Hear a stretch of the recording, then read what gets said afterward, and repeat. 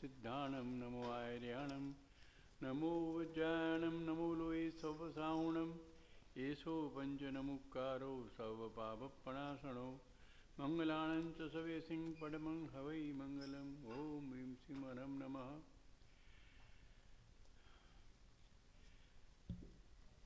મુંબઈ જૈન યોગ સંઘ આ 81મી પરિષદ વ્યાખ્યાનમાળામાં અહીં આપ સર્વ જિજ્ઞાસુ આત્મા ઉપસ્થિત રહ્યા છો એ સર્વેને અને ઇલેક્ટ્રોનિક મીડિયા દ્વારા જે જિજ્ઞાસુ આત્મા આ વ્યાખ્યાનોનું શ્રવણ કરી રહ્યા છે એ સર્વ જિજ્ઞાસુ આત્માને મુંબઈ જૈન યુવક સંઘ તરફથી પ્રણામ કરીએ છીએ, આવકાર આપીએ છીએ. કાલે 2 વ્યાખ્યાન આપણે સાંભળ્યા. મુંબઈની પરિસ્થિતિ એવી છે કે ઈચ્છા હોય તો પણ ટ્રાફિકને કારણે, સમયને કારણે ઉપસ્થિત નથી રહી શકતા શ્રોતાઓ. એટલે જ અમે આ વખતે નક્કી કર્યું કે બધા મીડિયા ઉપર આ વ્યાખ્યાન પ્રદર્શિત થાય. યુટ્યુબ, ફેસબુક અને યોગ સંઘની વેબસાઇટ આજથી બધા વ્યાખ્યાનો રોજ મુકાશે, એટલે 1 દિવસ મોડા મુકાશે. એટલે દેશ પરદેશમાં બધા એ સાંભળે છે. શ્રોતાઓ તો ભલે ઓછા હોય પણ સર્વે પ્રમાણે લગભગ 20-25 હજાર શ્રોતાઓ આ એક વ્યાખ્યાન સાંભળે છે. કારણ કે આ વ્યાખ્યાનની સીડી પણ તૈયાર થાય છે. ગઈકાલની સીડી તૈયાર થઈ ગઈ છે, જે આપને પ્રભાવના સ્વરૂપે અહીંયા આ વ્યાખ્યાન પૂરું થશે એટલે આપને મળશે. જેમને જોતી હશે એ પણ અમને ફોન કરીને જણાવશો તો અમે પહોંચાડીશું અથવા ઓફિસેથી કલેક્ટ કરી શકે છે. એટલે આ અમારો ભાવ છે. આજે વ્યાખ્યાનમાળાના બીજા દિવસે ડૉક્ટર અભય દોશી વ્રત શાંતિ અને અજિત શાંતિ ઉપર વક્તવ્ય આપશે. કાલે આપણે કલ્યાણ મંદિર અને નમ્યું સ્તોત્ર ઉપરના રહસ્યની વાત છાયાબેન પાસેથી આપણે સાંભળી. જૈન ધર્મ એ સ્તોત્રનો એક મોટો ભંડાર છે. એની સ્તોત્રની અંદર રહસ્ય, મંત્ર બધું ઘણું બધું છે. કાલે એ બધું ઉજાગર એમણે કર્યું. આજે ડૉક્ટર અભય દોશીનો પરિચય નીતિનભાઈ આપશે અને ત્યાર પછી અભયભાઈ પાસે આપણે એમનું વક્તવ્ય, વિદ્વતાપૂર્ણ વક્તવ્ય આપણે સાંભળશું. નીતિનભાઈ, પ્લીઝ.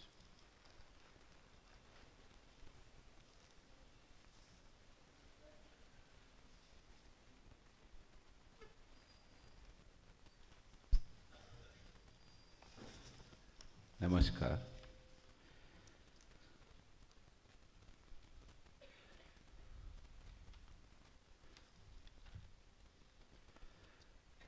શ્રી મુંબઈ જૈન યુવક સંઘ આજે ડૉક્ટર અભયભાઈ દોશીનું સ્વાગત કરવામાં અનહદ આનંદ અનુભવે છે. આપ વિદ્વાન તો છો જ, પણ સાથે ઉત્તમ વક્તા પણ છો. આપે 24 સ્વરૂપ અને સાહિત્ય જેવા વિષય ઉપર ઊંડાણમાં જઈ સંશોધનો કરી પીએચડીની ડિગ્રી પ્રાપ્ત કરી છે. આપના માર્ગદર્શન હેઠળ 4 વિદ્યાર્થીઓ પીએચડી થઈ ચૂક્યા છે. આપના દ્વારા પ્રકાશિત થયેલા અન્ય પુસ્તકો જેવા કે જ્ઞાન વિમલ સજ્જાય સંગ્રહ, શત્રુંજય ગિરિરાજ પૂજા, અરહદ ભક્તિસાગર અને જૈન રાસ વિમર્શ પ્રશંસનીય છે.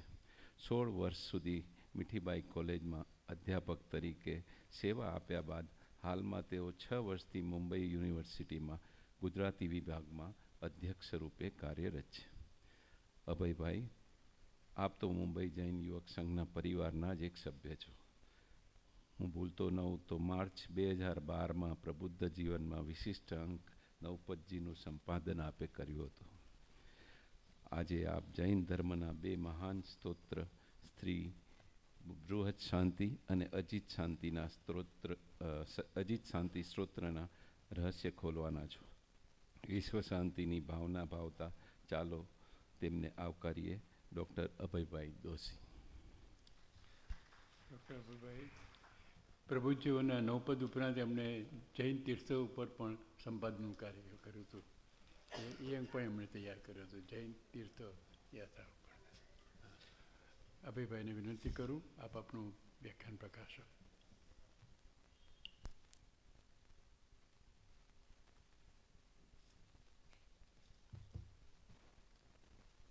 નમો હરિહંતાણમ, નમો સિદ્ધાણમ, નમો આયર્યાણમ, નમો વજ્જાયણમ, નમો લોયે સબ્બ સાહુણમ, એસુ પંચ નમસ્કારો સબ્બ પાપપણાસણો, મંગલાણમ ચ સભ્યેસિમ પરમમ હવૈ મંગલમ. પરમાત્મા શ્રી મહાવીર દેવને નમસ્કાર હો, અજીતનાથ ભગવાન અને શાંતિનાથ ભગવાનને નમસ્કાર હો. નમો શ્રી અજીતનાથ પ્રભુ, નમો શ્રી શાંતિનાથ પ્રભુ. ધન્વંતભાઈ, સંઘના પદાધિકારીઓ અને ઉપસ્થિત શ્રોતાગણ, આજનો વિષય છે અજીત શાંતિ અને બૃહદ શાંતિ. અજીત શાંતિ સ્તોત્ર અને બૃહદ શાંતિ સ્તોત્ર. સ્તોત્ર સાહિત્યની એક વિશાળ પરંપરા જૈન સાહિત્યમાં રહી છે. સ્તોત્ર શા માટે કરવામાં આવે છે? સ્તુતિ સ્તવન શા માટે કરવામાં આવે છે? તો સ્તુતિ અને સ્તવનનો આશય છે કે જે ગુણવંતોએ ગુણની સમૃદ્ધિ પ્રાપ્ત કરી છે, એ ગુણવંત મહાપુરુષોના ગુણ કીર્તન દ્વારા આપણામાં પણ એ ગુણ સમૃદ્ધિ પ્રગટ થાય. આપણા જીવનની અંદર કોઈક ને કોઈક મોડેલ રહેતું હોય છે. ભૌતિક સિદ્ધિની વાત કરીએ તો જે વ્યક્તિ સારો ક્રિકેટર બનવા માંગતો હોય તો એને પોતાના ઘરની અંદર સચિન તેંડુલકર અને સુનિલ ગાવસ્કરથી માંડીને બધા ક્રિકેટરોના ફોટા લગાડેલા હોય છે. જે માણસ ધનપતિ બનવા માંગતો હોય એ એવી જ રીતે પોતાની લાઈફની અંદર કોઈક ને કોઈક મોટા ઇન્ડસ્ટ્રીયાલિસ્ટને રોલ મોડેલ બનાવતા હોય છે. તો આ જ રીતે જે પરમાત્માએ ગુણ સમૃદ્ધિ પ્રાપ્ત કરી છે, આત્માની શુદ્ધિ એ ધર્મ માત્રનો આશય રહ્યો છે કે આત્માના શુદ્ધ, બુદ્ધ, મુક્ત, નિરંજન અને નિરાકાર સ્વરૂપને પામવા સૌ ઝંખે છે. અને આ નિરંજન સ્વરૂપને પામવાની આ યાત્રામાં જેણે પામ્યું છે તેની ઉપાસના કરવાથી આપણી યાત્રાની સ્પીડ વધી જાય છે. આ તો પહેલું કારણ છે. અને બીજું કારણ છે કે આ યાત્રાની ઓળખાણ કોણે કરાવી? આ આપણા શુદ્ધ સ્વરૂપની ઓળખાણ કરાવનાર જો કોઈ હોય તો તીર્થંકર દેવો છે. તો એમના પ્રત્યેની કૃતજ્ઞતા વ્યક્ત કરવા માટે નરક અને નિગોદમાં ભટકતા જીવાત્માને મુક્તિનો પંથ બતાવનારા એવા એ તીર્થંકર દેવો પ્રત્યે કૃતજ્ઞતાના ભાવની અભિવ્યક્તિ કરવા માટે આપણે સ્તુતિ અને સ્તવન કરીએ છીએ. ઉત્તરાધ્યાયન સૂત્રમાં કહ્યું છે કે થઈ થઈ મંગલેણ ભંતે જીવે કિમ જણિયાઈ, એટલે એના દ્વારા બોધિ લાભ પ્રાપ્ત થાય છે, સમ્યક દર્શનની વિશુદ્ધિ થાય છે. ભગવાન પ્રશ્નનો ઉત્તર આપે છે ઉત્તરાધ્યાયન સૂત્રની અંદર કે સમ્યક દર્શનની વિશુદ્ધિને માટે, એટલે કે આત્માના ધર્મ માર્ગના પ્રથમ પ્રવેશ દ્વાર સમા સમ્યક દર્શનની વિશુદ્ધિને માટે આ સ્તવન, સ્તુતિ, સજ્જાય વગેરેનું આલંબન લેવામાં આવતું હોય છે. આજે આપણે જે બે સ્તોત્રોની વાત કરવાના છીએ એ બે સ્તોત્રોની વિશેષતા એ છે કે એ નવસ્મરણમાં તો સ્થાન પામ્યા જ છે. ગઈકાલે જે બે સ્તોત્રોની વાત કરી હતી, નમ્યુણ અને કલ્યાણ મંદિર, એ બંને પણ નવસ્મરણમાં તો સ્થાન પામેલા છે. પરંતુ આ બે સ્તોત્રો તો દૈનિક વિધિમાં, ખાસ કરીને પક્ષી પ્રતિક્રમણના અંતમાં સ્થાન પામ્યા છે. શ્વેતાંબર મૂર્તિપૂજક પરંપરાના જે પક્ષી પ્રતિક્રમણના અંત ભાગમાં એ સ્થાન પામ્યા છે. એ જ રીતે અચલ ગચ્છના તો સવાર અને સાંજના બંને પ્રતિક્રમણમાં અજીત શાંતિ સ્તોત્રનું સ્થાન છે.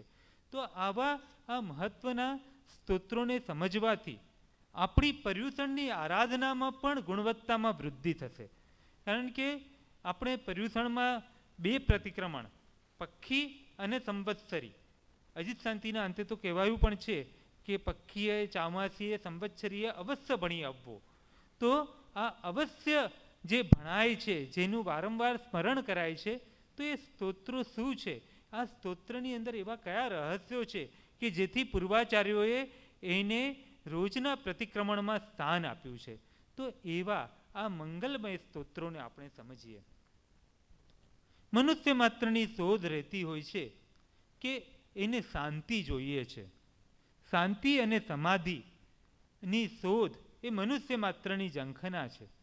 અને આ મનુષ્ય માત્રની ઝંખના ત્યારે જ પૂર્ણ થાય છે કે જ્યારે ભય પરથી વિજય મેળવાય. જ્યાં સુધી ભય હોય ત્યાં સુધી શાંતિ હોતી નથી.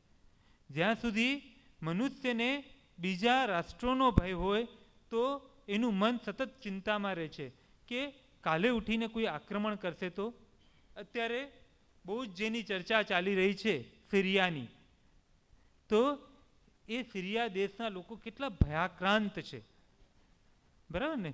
ઇસ્લામિક સ્ટેટના આતંકવાદીઓથી એ ભયાક્રાંત લોકો આપણે જોઈએ છીએ કે કેવા ઉભરાઈને લોકો બીજા દેશોમાં ભાગી જવા ઈચ્છે છે.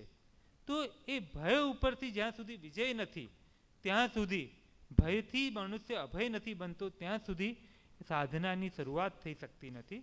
એટલે એ સાધનાના પ્રથમ ચરણ રૂપે જ આનંદગંજી મહારાજ પણ કહે છે કે સેવન કારણ પહેલી રે ભૂમિકા અભય અદ્વેષ અખેદ. અને અજીતનાથ ભગવાનના સ્તવનની અંદર પણ અજીતનાથ ભગવાન અને શાંતિનાથ ભગવાનના સ્તવનની પ્રારંભે જ કહે છે કે અજિયમ જીય સર્વ ભયમ. તો આ સર્વ ભયોનું શમન કરનારા એવા અજીતનાથ ભગવાન અને રોગ ઉપદ્રવોમાં શાંતિ આપનારા શાંતિનાથ ભગવાન. એટલે કે આ બંને આમ તો નામથી ભેદ છે પણ બંને અંતે તો એક છે. અજીતનાથ અને શાંતિનાથ. જ્યારે તમે નિર્ભય બનો છો ત્યારે સાચી શાંતિ સંભવે છે. અને એથી જ કહે છે કે અજિયમ જીય સબ્બ ભયમ સંતિમ ચ પસંત સબ્બ ગય પાવમ જય ગુરુ શાંતિ ગુણ કરે દોવી જીનવરે પણિભયામી ગાહા. તો આમ પ્રારંભમાં જ એ બંને તીર્થંકરોનું સ્મરણ કર્યું છે. યુગલ રૂપ એવા એ બંને તીર્થંકરો. આ બંને તીર્થંકરોનું યુગલ રૂપ સ્મરણથી પ્રારંભ થાય છે. અને આ યુગલ ક્યાં બિરાજમાન છે, ક્યાં આ સ્તવન રચાયું? તો કથા છે કે શત્રુંજય પર્વતની ઉપર પ્રભુ મહાવીરની પરંપરાના નંદીસેન નામના એક સમર્થ મુનિ ભગવંત યાત્રાએ ગયા અને આદિશ્વર દાદાને તો ભાવથી ભેટ્યા, ભક્તિ ભાવે ભેટણું કર્યું. અને આ શત્રુંજય પર્વત ઉપર પૂર્વકાલે જેઓ ચાતુર્માસ રહ્યા હતા એવા અજીતનાથ અને શાંતિનાથ ભગવાનની સ્મૃતિમાં એમના જ્યાં મંદિરો આજે પણ છીપા વસઈમાં બિરાજમાન છે, અજીતનાથ ભગવાન અને શાંતિનાથ ભગવાન. તો એ અજીતનાથ ભગવાન અને શાંતિનાથ ભગવાનના દર્શને ગયા. રોમ રોમમાં આનંદ છે, રોમે રોમ વિકસ્વર છે. મનોહર મૂર્તિ અજીતનાથ ભગવાનની અને શાંતિનાથ ભગવાનની સામે છે, પણ બે મૂર્તિઓ સામે છે. બે મૂર્તિઓને સામે સામે જોઈને થયું કે હું અજીતનાથ ભગવાનની સ્તવના કરીશ તો શાંતિનાથ ભગવાનને પૂંઠ પડશે, શાંતિનાથ ભગવાનની સ્તવના કરીશ તો અજીતનાથ ભગવાનને પૂંઠ પડશે. એટલે એમને દૂર રહીને જ બે મૂર્તિઓને સામે રાખીને યુગલ રૂપ સ્તવના કરવાનો પ્રારંભ કર્યો. અલગ અલગ છંદોમાં મનોહર મધુર વાણીમાં એ સ્તવનાનો પ્રારંભ થાય છે અને એક પછી એક સ્તવન ચાલતું રહે છે, એક પછી એક શ્લોકો રચાતા રહે છે. અને એ સ્તવનાનું જ્યાં પૂર્ણાહુતિ થાય છે ત્યાં જાણે સાધક હૃદયની ભાવનાની પરિપૂર્તિ થાય છે. એ સામે રહેલી મૂર્તિઓ બાજુમાં આવી જાય છે. આવા આ ચમત્કારી સ્તોત્રની માં ઉપસર્ગોની નિવારણ કરવાની અદ્ભુત શક્તિ રહેલી છે. વિક્રમના બીજી ત્રીજી શતાબ્દીમાં આ સ્તોત્ર રચાયું હોય એવું અનુમાન છે. નિશ્ચિત તારીખ મળતી નથી કે ક્યારે આ સ્તોત્ર રચાયું, પણ કોઈક તો કહે છે કે નેમિનાથ ભગવાનના શિષ્ય નંદીસેન મુનિએ આ સ્તોત્ર રચ્યું, પણ આગમ પાઠો જોડેની એની સમાનતાને જોતા મહાવીર સ્વામીની પરંપરાના આ નંદીસેન મુનિ હોવા જોઈએ. અપૂર્વ એવી આ સ્તોત્ર રચના છે. છંદોની મનોહર ગોઠવણી છે, સંગીતની અદ્ભુત એવી રચના છે. કેટલાય લોકોને મેં જોયા છે કે કુશલ કંઠે અજીત શાંતિ સ્તોત્ર જ્યારે બોલાતું હોય ત્યારે એ સાંભળવા માટે પ્રતિક્રમણ ન કરનારા લોકો પણ અજીત શાંતિને સાંભળવા માટે આવી જતા હોય છે. તો એવું આ સુમધુર સ્તોત્ર, આ સુમધુર સ્તોત્રની અંદર શું છે સાધનાનું રહસ્ય? તો સાધનાના રહસ્યમાં છે ધ્યાનની 3 પદ્ધતિઓ, ધ્યાનની જે પદ્ધતિ છે એની અંદર 3 સ્ટેજ દર્શાવવામાં આવ્યા છે. તો પહેલું જે સ્ટેજ છે એ પિંડસ્થ, એટલે કે પરમાત્માના દેહનું, પરમાત્માની પૂર્વાવસ્થાનું, જન્મથી માંડીને દીક્ષા સુધીની અને કેવલ જ્ઞાન સુધીની જે પૂર્વાવસ્થા છે એનું ધ્યાન, તે પિંડસ્થ ધ્યાન. એ પિંડસ્થ ધ્યાન પછીનું બીજું ધ્યાન છે એ પદસ્થ ધ્યાન છે. તો એ પદસ્થ ધ્યાન પરમાત્માનું સમવસરણસ્થ અવસ્થાનું ધ્યાન, જે રોગ ઉપદ્રવને દૂર કરનારું છે. અને ભાવ જિનેશ્વરનું એ ધ્યાન પરમાત્માની સાથે સાતત્યનું અને પરમાત્માની જોડે એક પ્રણિધાનનું સૂચન કરે છે. અને અંતે જે પરમપદને પામવા સૌ ઈચ્છે છે અને જે પરમપદને પરમાત્મા પામ્યા છે સિદ્ધાવસ્થાનું, એટલે કે રૂપાતીત અવસ્થાનું, દેહથી બહાર, જે દેહથી પર થઈ જવાની જે અવસ્થા છે એ રૂપાતીત અવસ્થાનું.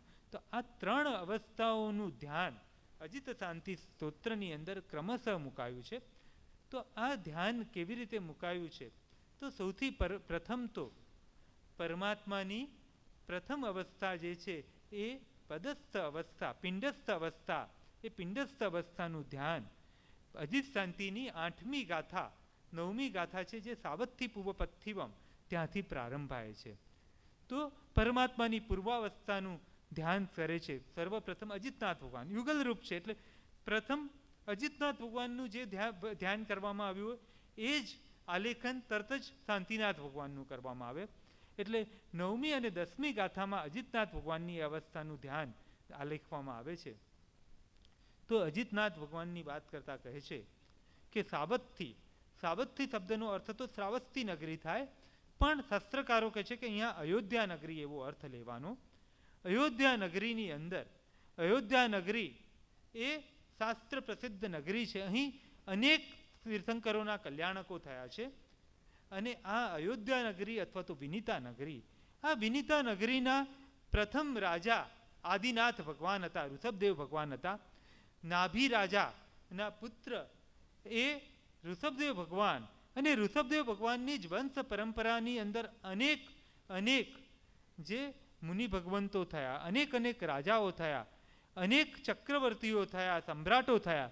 એ બધા જ રાજ્ય છોડીને પરમાત્માના પંથે ચાલી અને દીક્ષાને ધારણ કરી, અને કોઈક મોક્ષે ગયા તો કોઈ દેવલોકમાં ગયા. અને એથી જ વીર વિજયજી મહારાજ કહે છે કે ઋષભ તણો વંશ રયણાયરુ રે રત્નાકર. એ ઋષભદેવ ભગવાનનો વંશ રત્નાકર જેવો છે, રત્ન સમુદ્ર જેવો છે. અને રત્ન સમુદ્ર જેવા વંશની અંદર જીતારી રાજા થયા, અને જીતારી રાજાના પુત્ર અજિતનાથ અને એમના જ કાકાના દીકરા સગર ચક્રવર્તી થયા. તો એ અજિતનાથ ભગવાન પોતાના આયુષ્યના અનેક વર્ષો સુધી રાજા તરીકે અનેક પ્રકારના વૈભવને ધારણ કરનારા થયા.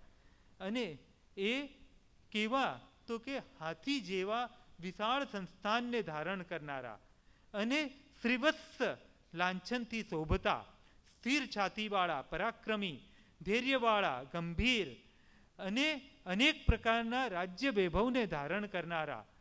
આ આખી ગાથામાં 3 વાર હાથીનો ઉલ્લેખ આવે છે. હાથી જેવા સંસ્થાનવાળા, હાથી જેવી ચાલવાળા અને હાથી જેવા હાથવાળા. 3 વાર હાથીનો ઉલ્લેખ કેમ કરવામાં આવે છે? એક નાનકડી ગાથામાં 3 વાર હાથીનો ઉલ્લેખ. તમને બધાને જો અજિતનાથ ભગવાનના લાંછનનો ખ્યાલ હશે તો અજિતનાથ ભગવાનનું લાંછન કયું છે? હાથીનું લાંછન છે. તો આમ હાથીની ઉલ્લેખ કરીને અજિતનાથ ભગવાનની આખી પ્રતિમા આપણી નજર સામે લઈ આવે છે. વળી આદિનાથ ભગવાને ધર્મની આદિ કરી, એટલે કે વૃષભની જેમ ધર્મની ખેતીનો પ્રારંભ કર્યો. પણ આદિનાથ ભગવાનનું જે શાસન છે એ શાસનને માટે કલ્પસૂત્રમાં કહેવાયું છે કે ઋજુ અને જડ એવા લોકો હતા. જ્યારે પરમાત્મા આવ્યા ત્યારે ઋજુ અને સરળ એવા લોકો, એટલે કે જે લોકો ધર્મને વધુ સમજી શકે એવા લોકોથી શાસન અજિતનાથ ભગવાનથી વિસ્તાર પામ્યો. જે વૃષભથી શરૂઆત થઈ હતી એ હવે હાથી દ્વારા, એટલે કે અજિતનાથ ભગવાન દ્વારા વિસ્તાર પામ્યું. અને રાજ્ય વ્યવસ્થા વગેરે પણ બહુ પ્રારંભિક અવસ્થામાં હતી. અજીતનાથ ભગવાનના સમયમાં સંપૂર્ણપણે વિકસિત થઈ, એમ 3 હાથી દ્વારા એનું સૂચન કરવામાં આવ્યું છે. એ જ રીતે આગળ શાંતિનાથ ભગવાન, તો શાંતિનાથ ભગવાન 5મા ચક્રવર્તી હતા.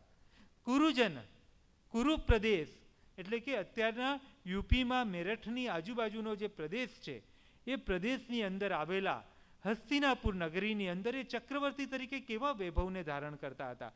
બહુ અત્યંત વૈભવવાળી પરિસ્થિતિ છે.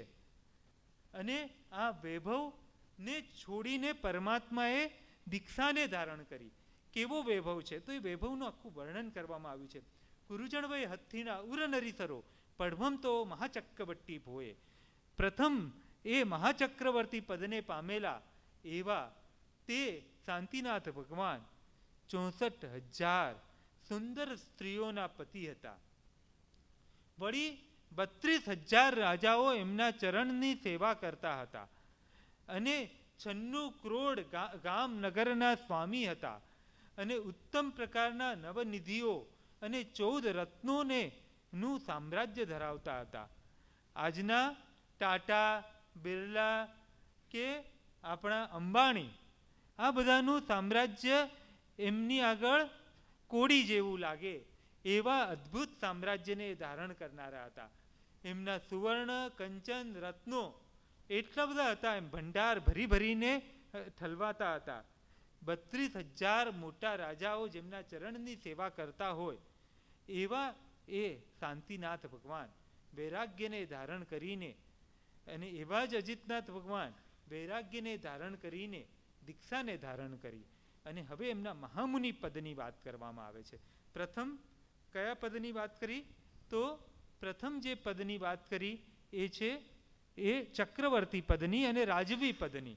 એટલે પિંડસ્થ ધ્યાનમાં આ એક શરૂઆત છે. આ શરૂઆત બાલ્યજીવોને માર્ગમાં જોડવા માટેની શરૂઆત છે. કોઈને એમ થાય કે આવા વૈભવની શું કામ વાત કરી? પણ જ્યાં સુધી મનુષ્યનો બાહ્ય પરિચય નથી થતો ને, ત્યાં સુધી અંતરની ઓળખાણ થતી નથી. એટલે પહેલાં બાહ્ય પરિચય થવો આવશ્યક છે. અને એ બાહ્ય પરિચયથી શરૂઆત કરવામાં આવે છે. કયા નગરની વ્યક્તિ છે, કયા નગરના મનુષ્ય છે, એમ જ્યારે જ્યારે ઓળખાણ થતી જાય છે, એમ વિશ્વાસનો તાર બંધાતો જાય છે. ચાવાળામાંથી સીધા પ્રાઇમ મિનિસ્ટર મોદી બની શકાતું નથી, પણ ગુજરાતના ચીફ મિનિસ્ટર તરીકે એમને આપણને જે પરિચય કરાવ્યો કાર્યકુશળતાનો, આથી આખા ભારતની પ્રજાને વિશ્વાસ બેઠો. આ પ્રેક્ટિકલ લાઈફનું એક્ઝામ્પલ એટલા માટે આપું છું કે જેથી કરીને આપણે એની જોડે તાર બાંધી શકીએ. તો આપણને એ કાર્યકુશળતાનો જે પરિચય કરાવ્યો એને લીધે લોકોને એવો દ્રઢ વિશ્વાસ બેસી ગયો કે બધાએ ભૂલી ભૂલીને મોદીને મત આપ્યા અને મોદીને અનેક સીટો દ્વારા વિજયી બનાવ્યા. તો એમ શાંતિનાથ ભગવાનની ચક્રી તરીકેની જે કાર્યકુશળતા છે એનો આપણને પરિચય કરાવે છે કે આવો વૈભવને ધારણ કરનારા એવા શાંતિનાથ ભગવાન સંયમને ધારણ કર્યો. અને શાંતિનાથ ભગવાને સંયમ ધારણ કર્યો, અજીતનાથ ભગવાને સંયમ ધારણ કર્યો. હવે એ સંયમના વૈભવની વાત કરે છે. તો સંયમના વૈભવની અંદર આ મુનિઓ મહામુનિ એવા પદ દ્વારા ઓળખાયા છે. મુનીશ્વર છે, ચક્રવર્તી તરીકે રાજેશ્વર હતા, અત્યંત વૈભવી હતા. તો હવે મુનિ તરીકે મહામુનિ છે અને એમની પાસે સંયમનો, તો દસવિધ યતિધર્મનો વૈભવને ધારણ કરનારા છે. તો એ દસવિધ યતિધર્મનો વૈભવ કયો છે? તો દસવિધ યતિધર્મમાં જે પ્રથમ 4 ધર્મ છે એની વાત કરે છે. અજ્જવ, મદ્દવ, ખંતિ, વિમુક્તિ. આર્જવને ધારણ કરનારા છે એટલે કે અત્યંત કોમળ છે, અત્યંત સરળ છે એટલે કે માયા નથી. માર્દવને ધારણ કરનારા છે એટલે અત્યંત નમ્ર છે એટલે કે માન કથાય નથી. અને વળી ખંતિ એટલે કે આપણે બધાને જ મૂંઝવતો અને પર્યુષણ પર્વમાં આપણે બધાએ જેને દૂર કરવા માટે પ્રયત્ન કરીએ છીએ એવા એ ક્ષમાના ગુણને એટલે કે ક્રોધને દૂર કરીને ક્ષમા ગુણની અપૂર્વ સમાધિને ધારણ કરેલા છે. અને વિમુક્તિ એટલે કે સંતોષને ધારણ કરેલા છે. એટલે એ પરમ સંતોષને નિજ ભાવમાં રહ્યા છે. બાહ્ય વૃદ્ધિની કોઈ પરવા નથી, આંતરિક એવી સમાધિને ધારણ કરેલા છે. વળી દમુત્તમ એટલે કે તપશ્ચર્યામાં ઉત્તમ છે, જેમની તપશ્ચર્યા ઊંચા શિખર રૂપ પહોંચેલી છે, તપશ્ચર્યાના ઊંચા શિખરે પહોંચ્યા છે. અને તપશ્ચર્યા એ બાહ્ય અને અભ્યંતર એવી એમની તપશ્ચર્યા છે, અને એને લીધે તેઓ સમાધિના ગુણને ધારણ કરેલા છે. તેઓ આ સંસારના સર્વ પદાર્થોને અનિત્ય માને છે, એટલે કે અનિત્યાધિક ભાવનાઓના ચિંતનમાં નિરંતર ડૂબેલા છે. એટલે એમને આ સંસારના કોઈ પદાર્થો પ્રત્યે સ્પૃહા નથી, અને એ નિસ્પૃહ હોવાથી આંતરિક એવા બ્રહ્મમાં સતત ડૂબેલા રહે છે. જેને બહારની વસ્તુઓની પરવા હોય તો એ બહારની વસ્તુઓ પાછળ દોડ્યા કરે, પણ એ બહારની વસ્તુઓની તો શિખરને એ પામી ચૂક્યા છે, અને શિખરને ન પામ્યા હોય તો એ હવે અંતરની અંદર એવા જે રત્નો પડ્યા છે એ રત્નોની અંદર એ ડૂબેલા છે. માટે એ રૂપસાગરથી પર થઈને અરૂપ રત્નમાં ડૂબેલા છે, અને એ અરૂપ રત્નમાં ડૂબેલા અંતરતમના શુદ્ધ ચૈતન્યમાં ડૂબેલા હોવાથી એ નિજભાવની સમાધિમાં રહેલા છે. હવે આ વાતને 4 ઉપમાઓ દ્વારા, કારણ કે આ એબ્સ્ટ્રેક્ટ વાત છે એટલે સામાન્ય માણસોને સમજાય નહીં, માટે એ 4 ઉપમાઓ દ્વારા વાત કરવામાં આવે છે કે તેઓ ચંદ્ર જેવા, નવી શરદ ઋતુના ચંદ્ર જેવા ઉજ્જવળ છે. આપણે બધા શરદ ઋતુની ચાંદનીનો આનંદ લેતા હોઈએ છીએ, તો એ શરદ ઋતુની ચાંદનીથી પણ અત્યંત શીતલ છે. એટલે તેઓ ક્ષમાના ગુણ વડે એવા પ્રથમ અવસ્થાને પામેલા છે, અત્યંત શાંત છે, અત્યંત સૌમ્ય છે. અને એવા અત્યંત સૌમ્ય, અત્યંત ગંભીર એવા એ અજિતનાથ ભગવાન અને